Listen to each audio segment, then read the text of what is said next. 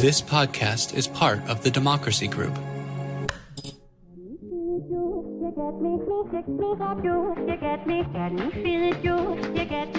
Welcome.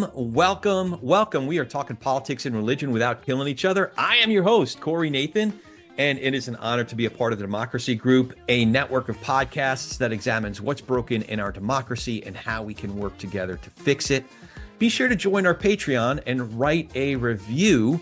We have links in the show notes to make it easy to do all of that. It all helps so we can continue having great conversations like the one we're having today about epistemological bubbles and binkies. Epistemological bubbles and binkies. All right. Sometimes I get some crap for mixing in a word like epistemological, but listen, I love words, especially when there's a word that captures exactly what the concept is. In this case, what I'm talking about is, simply put, how people think. More specifically, the definition has to do with the study of the nature, origin, and limits of human knowledge. Now, listen, I was thinking about this because recently I had some encounters with folks that at first I couldn't quite make sense of. There was one dude who I know from around town, did a little business with him when he was selling advertising for the local news organization. I think he also was an owner, or part owner in a local coffee shop. Anyway, I hadn't talked to this guy in a while, and then kind of out of nowhere, he starts piping up on updates I was posting about this show. But his comments were pretty off the rails right out of the gate. Like these long screeds of just about every talking point and line of attack that's coming out of Trump and Trump surrogates and in different media outlets. So I tried to engage with him and tried to give him a sense of certain parameters I like to follow on my threads. And this fella just wasn't having it. Every comment, every reply was, first of all, it was under the category of TLDR, TLDR, too long, didn't read. I mean, he would just go off. But also, it fell into name calling, conspiracy theory, all kinds of stuff that just doesn't fly, at least not in conversations that I moderate. And then one of the last things he said, he came in a couple different times, but this last one, I don't know, maybe about a week ago, one of the last things he said was kind of like when certain politicians say the quiet part out loud, you know, like JD Vance basically owning up to making up stories just to get, the media to pay attention. Ends justify the means kind of a thing. This guy said he was really just there to troll a bunch of libs, as he put it. Setting aside the fact that I have conservatives, independents, left-leaning folks, just people of all different persuasions who participate in these conversations, but that's beside the point. The point is, this dude comes in sort of out of nowhere. Not like he's liking a picture of my dog or wishing me happy birthday ever or anything. Just pretty much out of nowhere and starts word vomiting all over my page. And it got me thinking, why'd this happen? What brought this individual to this point that he gave himself permission to act the way he did? Like, what assumptions or what kind of worldview would have to be in place for someone to think they were doing anything good, achieving anything, whether it was persuasion or cultural warfare or even just effective trolling, as he put it?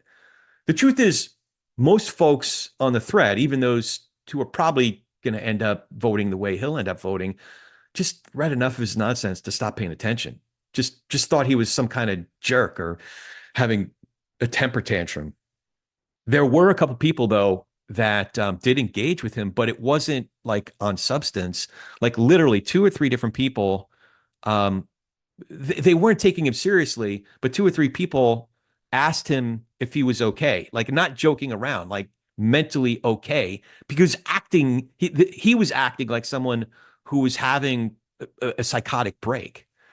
So what occurred to me is that to this guy, the guy I had perfectly lovely encounters with when he was in town, working for the local newspaper, this guy, when he engages online or in these types of conversations, it doesn't really get out much, virtually speaking.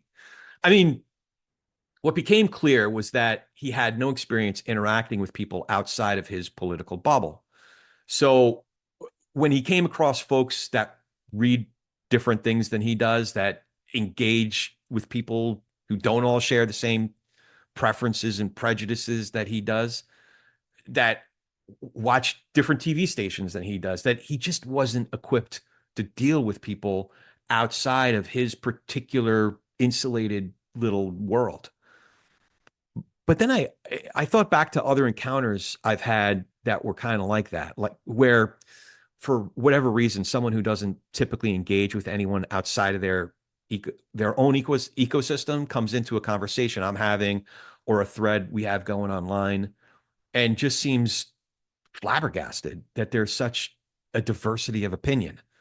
And not only that, the people who hold different views don't fall neatly into the expectations or stereotypes of what they thought would be typical of people, quote unquote, from the other side.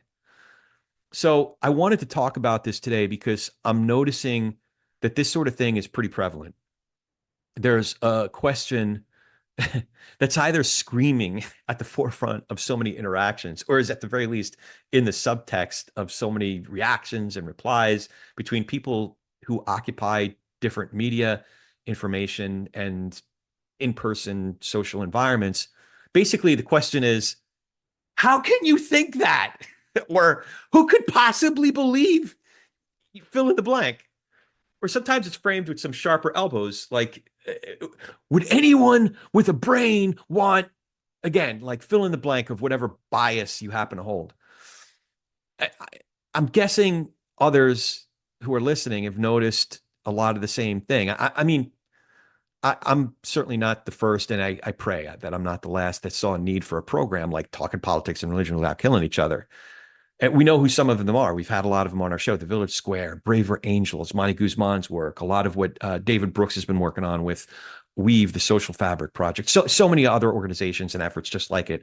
There's undoubtedly a huge divide between so many of us, even people in our own family, even people I live right next door to. But how did we get here? How did we get to a place where the most basic facts, let alone beliefs, about what is virtuous and what is just flat out wrong, where there's this huge chasm among people who live right beside each other, who otherwise have a lot in common, whether it's people we grew up with, went to school with, went to church or synagogue with, work with, or whatever. How do we get here? Or I guess I should say, how did so many people get here and so many others end up there, like all the way over there? Like so far apart, we can't even see each other or hear each other, let alone actually understand each other. The answer is that many of us live inside of an epistemological bubble. We seal ourselves inside of these information bubbles. We don't consume news and analysis in pursuit of truth. I'm not saying this is everybody, but if we're pursuing truth, or like when we consume the news, is it out of intellectual curiosity? The tendency is we consume information to satisfy like a craving of sorts. It's only information that reaffirms what we already know or think we already know. And then we take this freshly distributed, but basically repackaged version of the information we already know. And then we share it with others, whether it's at our coffee shop, at the bar, in our town halls, if we go to those meetings, on social media, which is, where most folks these days engage and exercise their political activism, if you want to call it that.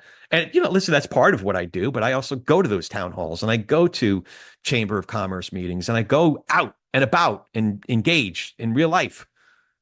Sometimes it's just to equip us to have a conversation around the dinner table or at Thanksgiving or whatever. But that's how it goes.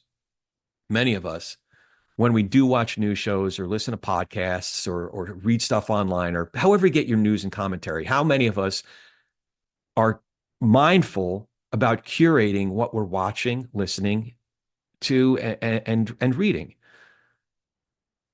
And what I mean by that isn't as simple as, well, I watch Fox News, so I try to watch a little bit of MSNBC or vice versa. And while that practice isn't a total waste of time, that's not even what I'm talking about. I'm talking about really auditing all the ways we get our information and trying to be discriminate. No, that's not the right word. Discerning about the quality of the news sources. Are they following good journalistic principles? We talked about this with Stephen Brill a couple months ago, the guy who started and runs a NewsGuard. Steve said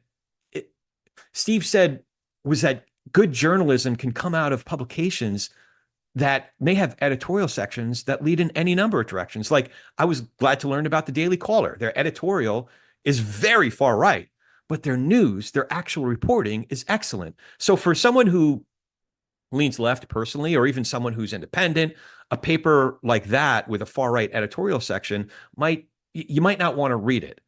But we have to be open-minded to the possibility that good reporting can still happen at a publication whose editorial staff has different opinions than we do. That's actually healthy. I mean, listen, the truth is I have this conversation with more of my friends who are on the far right, or just friends who have Fox News or one of the other right-wing outlets playing most of the time. There's this mindset about the media, or the mainstream media, or you've heard it, lamestream media. As many of my friends locked into this assumption that there's no good reporting, there's no good analysis that comes from anywhere other than their preferred sources, whether it's a broadcast network or certain podcasts they're listening to or websites they're reading. So what happens is a lot of folks get totally locked into information sources that only confirm the biases they've been hardening for many years. And when they do talk about it with others, more often than not, they're only getting feedback from folks who are in the same bubbles or and are in complete agreement with them.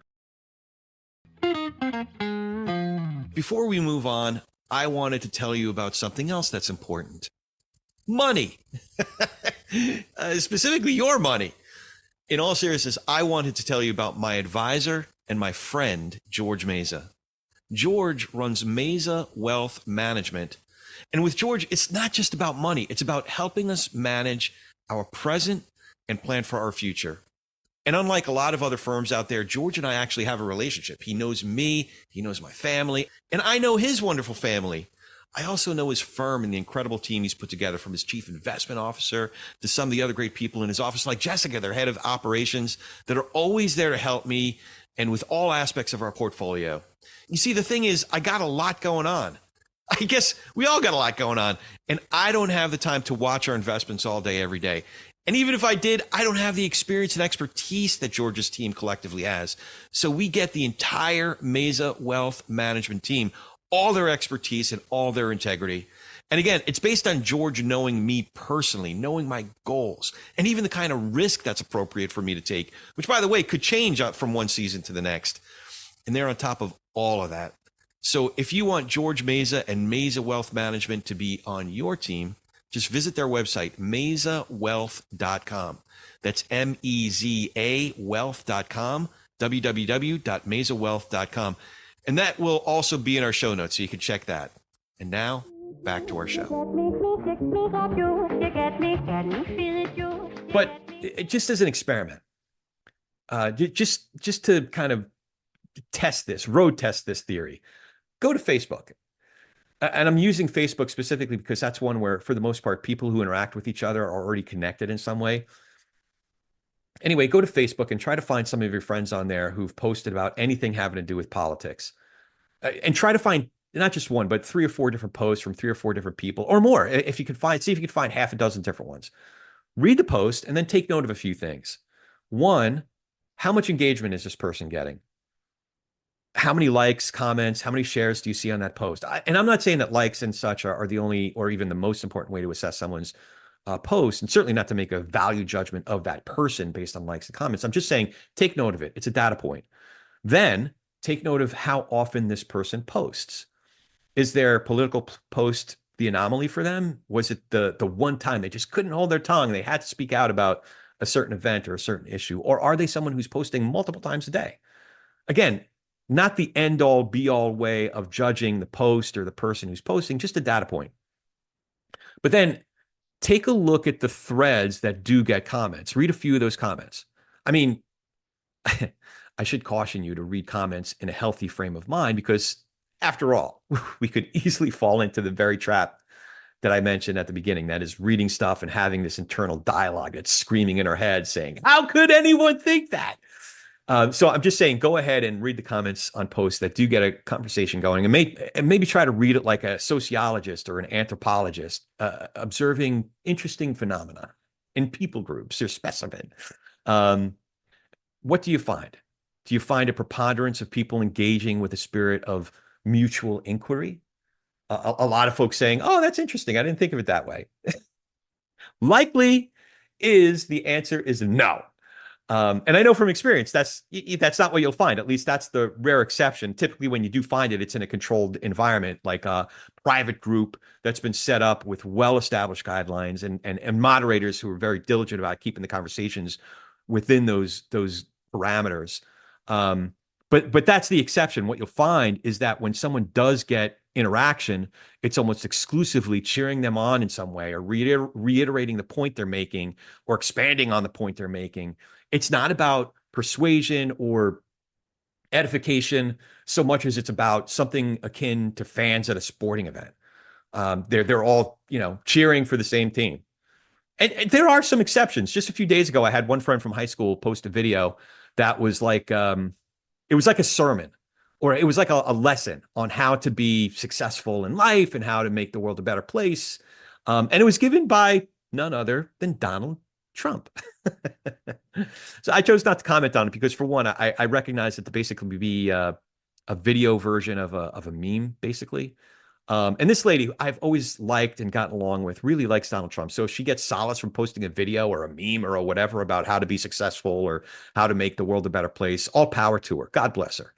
I didn't see that as the best forum to get into a nuanced conversation about any of the interrelated issues, whether they be substantive, meritorious, or critical. But I did take note of the comments. And I admit I did have the inclination to pipe up a couple of times when the thread seemed to pick up momentum in a certain direction. It wasn't just about, yeah, we should do this or that to be more successful in our careers, or I think it'd be great if we all tried to be nicer to each other. It was more along the lines of these people or all those people, meaning it became an attack against anyone who didn't think exactly like this friend did, as in anyone who didn't happen to have as favorable of a view of Donald Trump as she did. But then, this is why I brought it up. Then I saw something interesting, encouraging even. It was encouraging for an ever so brief moment. Another friend from high school just said, "This is AI. This isn't real. Donald Trump never said these things." And I was thinking, let's see what happens. Maybe there'll be some, because they know each other, they like each other, they've gotten along at the reunions and stuff like that, from what I could tell. But let me tell you something. It was like this person just committed the most atrocious sin in history. Like the person who said that it was AI was just attacked ruthlessly by other folks on the thread. Her comment, which was true, by the way, she was just stating fact. And not only that, she was stating fact in a way that wasn't any sort of personal attack or said in any sort of, with any sort of malice, it wasn't offensive. It was just a statement of fact about the validity of the source material. And it could help clarify the way you might assess the content. So the friend who pointed out that the video was generated by AI had nothing further to say. No further dialogue. No further dialogue. No one learned anything new. No constructive dialogue or thoughtfulness. Just a hardening of anyone who is participating of each of their positions that they already held before encountering each other. And do you think the attacks against the commenter would have made her more inclined to try to engage in the future? My guess is no. But that's kind of the point. It's like shame somebody, attack somebody, dogpile on the rabbit so that somebody doesn't ruin the party. It's like this disincentive structure, or maybe actually the incentive structure is too heavily weighted on the other side of this equation. It's like rhetorical or intellectual version of junk food. And junk food is so tasty. Why would I want to eat healthy stuff when the junk food is so sweet and so salty and so, I don't know, it just tastes so good? And it's the same with how we consume information and interact with each other based on that information. This talking head says things I agree with. He makes me feel good about stuff I already feel and believe. So I'm going to keep on tuning into him. And since that guy seems so smart and so right about everything, after all, he says all the stuff I already believe, I know that dude's super smart. So I'm going to say stuff on Facebook or at the bar or at my Bible study that guy says, and then I'll look and sound as smart as he does. And more important, I'll make those people look stupid and wrong and evil, which in turn makes my side look right and good. And that will win. And that makes me feel good. So you see where I'm going with this. Epistemological bubbles and binkies. I'm describing a phenomenon in our culture that's all too prevalent. Too many of us are just hermetically sealed in these information and opinion ecosystems. And then when something happens in current events or throughout a political season, or if we happen to get a comment or read an opinion we don't like, we go looking for our binkies. We immediately start seeking out other commentary and other analysis that we don't disagree with or doesn't go against these previously held biases. And again, I'll say it, prejudices, so that we can be comforted that we're right and we're on the right team with the good guys and that those guys are bad. And now I got my binky and I feel good, my epistemological binky and my epistemological bubble. We saw it just last week after the debate. The first thing I did when the debate was over was tune into Fox. Their post-debate analysis with their news person, their news people, Brit Hume, Britt Baer, the rest of the panel. It was relatively short, but I was actually encouraged.